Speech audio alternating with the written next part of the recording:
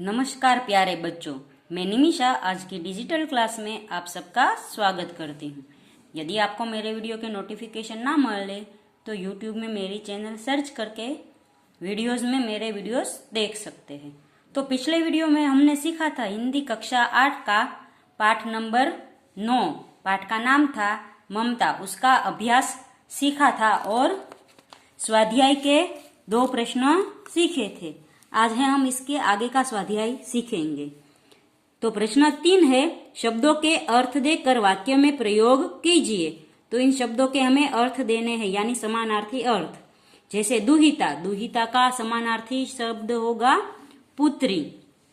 तो चूड़ामणि की एकमात्र दुहिता का नाम था ममता।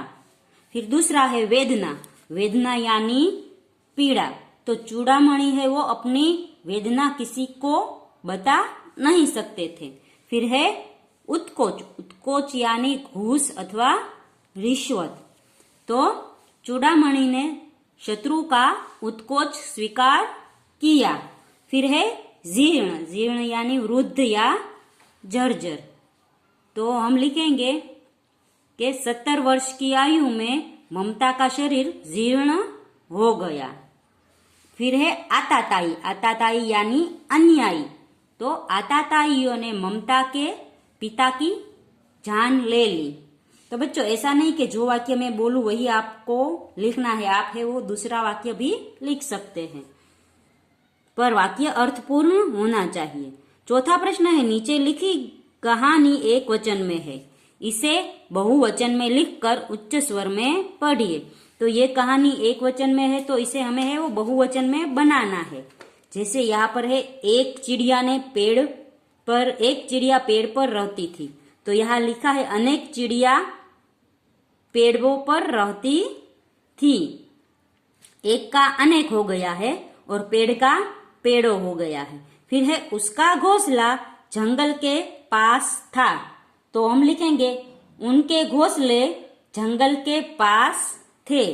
फिर है घोंसले में उसके 3 बच्चे थे। तो घोंसलों में उनके कई सारे बच्चे थे। फिर है वह अपने बच्चों के साथ रहती थी। तो वह का हो जाएगा वे अपने बच्चों के साथ रहते थे। फिर एक दिन एक शिकारी वहां आया। तो हम लिखेंगे एक दिन कई शिकारी वहां आए।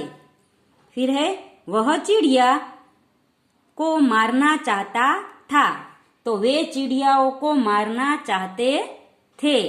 फिर है चिड़िया ने बच्चों को घोंसले में सिर नीचा कर बैठने को कहा। तो लिखेंगे चिड़ियाओं ने बच्चों को घोंसले में सिर नीचा करके बैठने को कहा। वह खुद वहां से उड़ गई। तो उसका बहुवचन होगा वे सभी वहां से उड़ गए और पत्तों में छिप कर बैठ गई। और तो उसका बहुवचन होगा और पत्तों में छिप कर बैठ गए। शिकारी चिड़िया को न देख वहां से चला गया। तो शिकारी चिड़ियाओं को वहां न देख वहां से चले गए। तो ये एक वचन का बहुवचन हुआ कहानी का। आगे का प्रश्न है, नीचे शरीर के कुछ अंगों के चित्र दिए गए हैं। प्रत्येक अंग से संबंधित 3-3 मुहावरे अर्थ सहित लिखकर वाक्यों में प्रयोग करें। जैसे यहाँ पर है आंख। तो आंख से मुहावरा है आंखों का तारा होना, यानी बहुत प्यारा होना। मेरा बेटा मेरी आंखों का तारा है, ये वाक्य बना। फिर है आंखें दिखाना यानी डराना। तो मेरी मम्मी ने मुझे आंखें दिखाई, ऐसा वाक्य बनेगा। फिर है आंखें मूंद लेना, यानी उसका अर्थ होगा मृत्यु हो जाना। तो मेरे बचपन में ही मेरे पिता की ने आंखें मूंद ली। ऐसा नहीं, वाक्य आप कोई और भी बना सकते हैं, पर अर्थ ऐसा निकलना चाहिए। फिर है कान। तो कान से कान फूंकना, यानी कानों में बात डालना।